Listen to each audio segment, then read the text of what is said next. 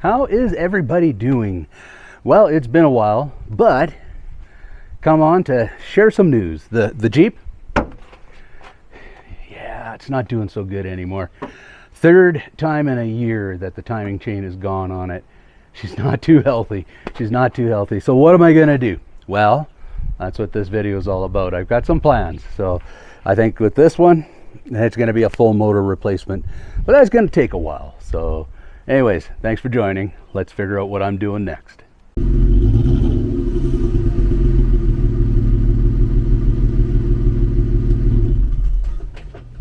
All right, so what we're gonna do is we're here at Blindman Overland.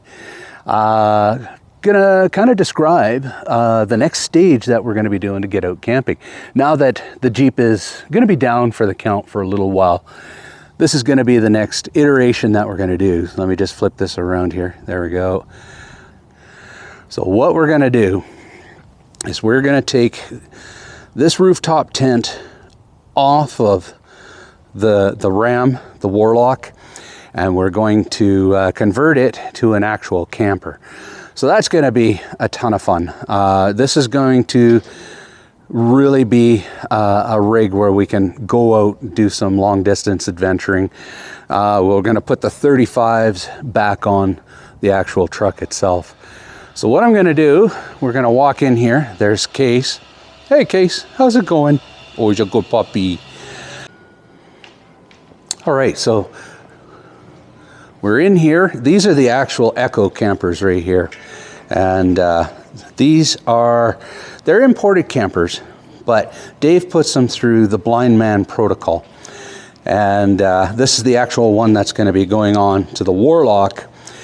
And we're gonna talk to Dave about what this Blindman Protocol is and kind of go through step by step what he does to make these a step above what you would normally get. So this is a new product from Blindman Overland, and of course everyone knows about the Yucapac campers, and he's got a few of these Yucapac campers in here in various stages of build, and like I say, brand new product. Pretty excited to get this on the Warlock. All right, we've got Dave over here. He's got the canvas pulled off of the Echo, and it looks like he's kind of changing a few things. What are you doing, Dave? I am pulling the factory canvas off of an Echo camper to make it better. They do some interesting things in the factories that these import campers are made from, mainly just to keep themselves efficient, fast, and under budget. That's the whole thing with an Alibaba camper, is that they're made extremely quickly using the most affordable materials. Maybe very similar to what the traditional RV industry does, right? Their main focus is turnaround and speed, not necessarily end user experience. So what we're doing is just improving the things that we're best at, to bring the quality of this camper closer to what people that buy from us tend to expect. So the first thing we do is when we pull the canvas off, we expose this really thin wood here. The wood's not treated in any sort of way. It's also very dry and brittle. And what they do is they'll actually screw the top of their canvas. If you actually look on this canvas here, and just locate the top part that I was unzipping.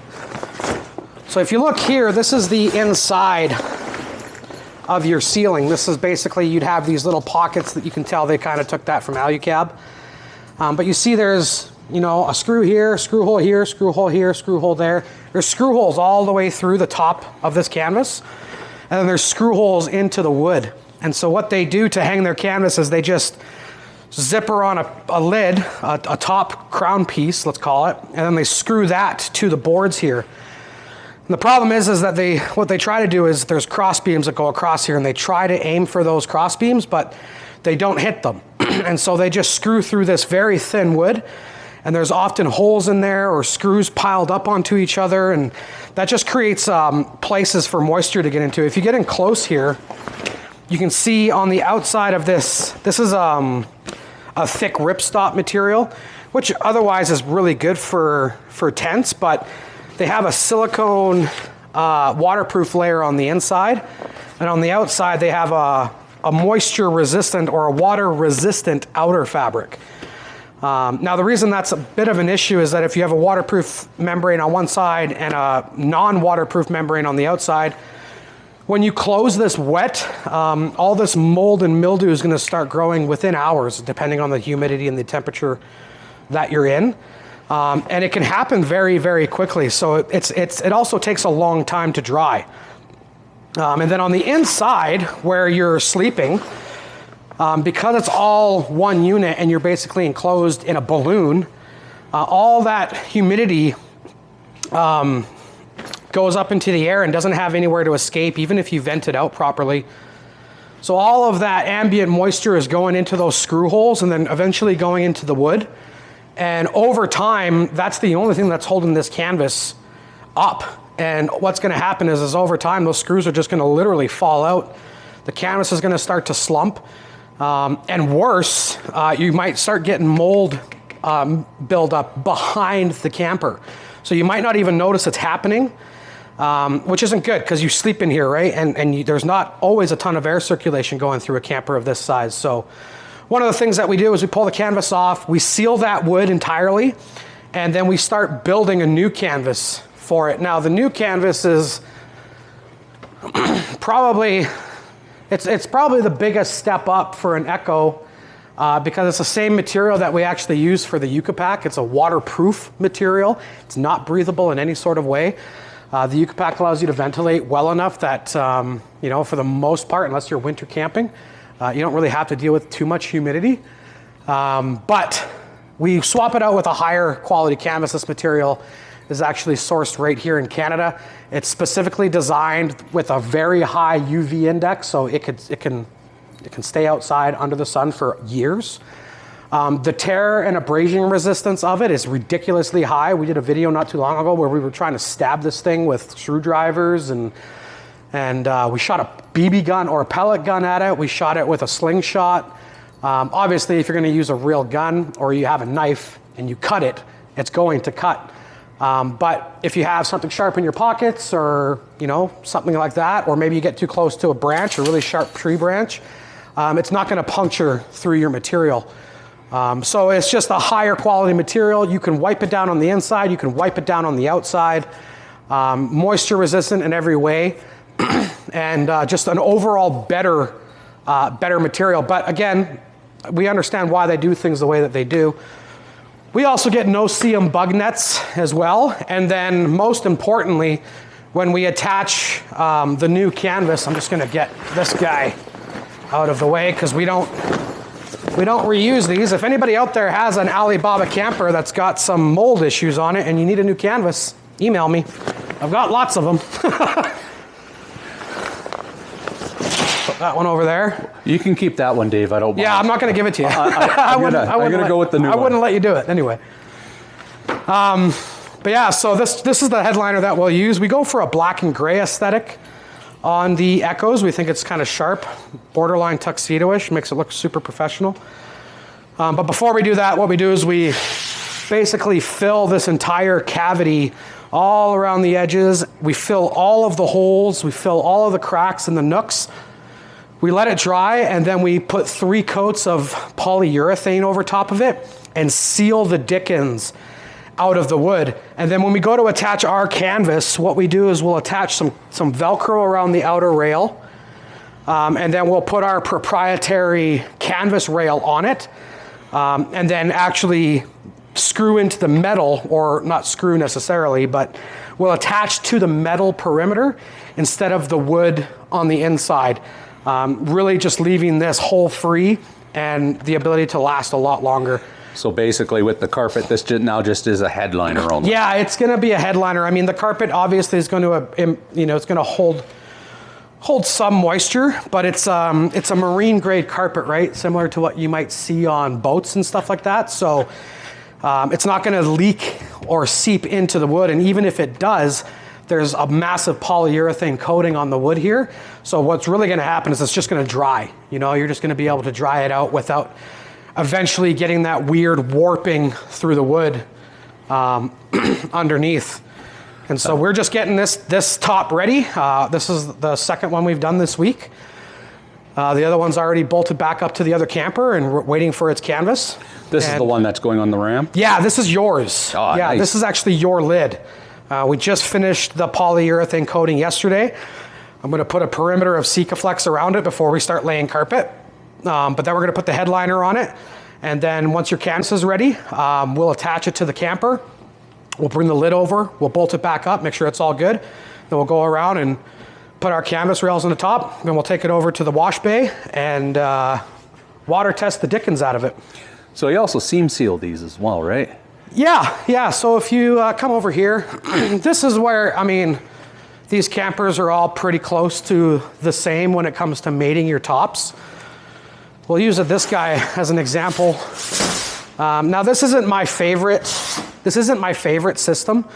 Anytime you have a paneling system that is independent of your mattresses, you end up closing off portions of your camper when it's in use. So this particular model, as well as many, if not all of the import campers from China are going to use this system. There's typically gas struts on here, but all the gas struts, except for a few on the sides, have been removed because they're getting rebuilt for us through LST Canada, which is our Canadian supplier of gas struts. But when this is actually fully extended, it actually only opens to about here. And if you want the entire camper open, this kind of blocks off the rear window a little bit. And then when this one's open, I don't have the bolts attached onto this one yet, but as this one lifts up, it actually closes off the front section of your tent, but does give you a nice opening space on the canopy itself. But you'll look around and a lot of times what you'll see is they'll provide for you like a foam seal that goes in between. Actually, I think I have some of it here because I use it for other things that aren't weather dependent. But so this is what we call MDF foam. It's just an MDF foam. It's not the MDF rubber, it's just the foam version. And generally what they'll do is they'll seal it, they'll install this foam, and then they'll bolt it together. That's great if you're gonna be staying on highways and whatnot, but over time, if you're camping down any sort of trunk roads, rough roads, off-road trails or anything like that, that constant shaking can cause this stuff to walk a little bit between your bolt holes. So if you have an 8-inch span between each anchor point of your mechanical component, this can kind of start to bunch up over time, especially if you get moisture in there. And then it can create leak points. So instead of using this, we use a Sikaflex compound and seal this exactly how we seal a Yucapac camper, because the Yucapac's been out there now for close to 7 years, probably closer to 8 if we include the prototype. And that's the seam right there. Yeah, this is the seam here. So this is Sikaflex both. There's a flange in here, and so the Sikaflex gets applied to that flange, and then it gets bolted together. Then we clean that out, that seam out. Then we tape off, and then we put a new bead of Sikaflex in there. So there's really no chance whatsoever that this seam is going to leak. It won't leak in 5 years. It won't leak in 10 years. Nice. Yeah. Well, Dave, I'm definitely going to put this one to use. So yeah, I'm excited to get it done. Hopefully we can get some canvas after the Easter long weekend, and get you guys out there, because I saw your face when you walked in, and I'm assuming the Jeep is no. Oh, yeah, the Jeep is not in good shape, buddy. Is it done? Well, let's just put it this way. Like new motor done? Yeah, I think it's new motor done. How many miles did you have on it? 200 and almost 250,000 K. That's unfortunate you couldn't get to 3. I know. But 250, eh? I'm looking at a couple different motor options, and if I do a new Mopar motor, it does come with a 3-year, 160,000 kilometer warranty. Yeah, what's that worth though? Yeah, it's going to be up there, so there's going to be some more saving for that. But that said, I mean, hey, we're going to get the Warlock done with with this. Yeah, we'll get an camper. Echo on there, and we'll at least get you back out into the back 40 there. Yeah, it's sprawling gonna be around. cool. It's gonna be cool. I got lots of plans for this year. So Yeah, it's yeah, that'll really get us out there. that's good. Well, Well, yeah, like I mean, the Echoes are pretty cool. We're also doing the black key hunt right now. I don't know if your the black viewers key know hunt, about Dave? that. So I've hidden a key somewhere in the backcountries of Western Canada, and whoever finds it is going to win a $35,000 overland build. So that's a fully loaded Yucatan camper with a base plate, slide-out kitchen, built by Fart System, so you get a Fart System interior. And then you also get a $3,500 power system from Amp Crate, which is built by 97 Designs, also the brainchild behind 97 Customs out of Vernon, a very reputable van builder. So 3 awesome Canadian companies that operate in the outdoor space here in Western Canada have kind of collaborated to do like an epic treasure hunt. We're pretty stoked on it, to be honest. We've been planning it for months. I might have been planning it for years even. That's awesome. That's So awesome. yeah, if you guys want to know more, head on over to the website at www.blindmanoverland.com. There's no purchase necessary. If you find it and you follow the rules to claim it, you win. So you get a whole new camper. You get kitchen setup, a camper for the power truck of your management. choice. You get an interior setup, so slide out kitchen, cubby storages, a small bench for you to sit at inside your camper, a base plate so your feet don't get cold. You don't got to walk around on your hands and knees. Oh, nice. And then the whole thing's powered by an amp crate. So you're going to have so much power, you're not going to know what to do with it. Plus, you're going to have solar panels on the roof. So you'll only ever have to just grab your keys and go. So you heard it here, guys. The Black Key event. Who wants to go hunting to find the Black Key out? There's people in out the there West? already. I've been getting messages from people, man. People are out there today, right now, looking for it. So somebody is going to find it. It's definitely out there. And the only key to finding it is somewhere on our YouTube channel. So head on over to Blindman Outdoors and make sure you guys follow 97 Designs and Far Out, or 97 Designs and Fart Systems, as well as us, if you guys want to stay up to date, because any clues that we release will only going to be coming through official sources. So Nice. yeah, we'll see who finds it. It's out there. It's you know, so someone's going to have a really good day this summer. Well, if I do find it myself, I don't know if I'm allowed to find You're it not. or not. You're No? not. Let's Okay. just put it out there right now. You're not. Okay. Oh, well, you guys are going to have to go find it. Yeah, go find it, guys. It's going to be sweet. We're stoked to offer it. I'm excited for this to get on to the Warlock. I appreciate everything you've done, Dave, to make this a wicked camper setup. Oh man, yeah, you guys are going to love it. We're going to do a couple. We're going to do a couple of extra little extra surprises for Joy. Oh, she'll like that. Just because I know that she needs a little bit of loving in her interior. So we'll make sure that she's comfortable. I'm sure she'll appreciate it for sure. Yeah, it's going to be sick, man. Awesome. Thanks, guys.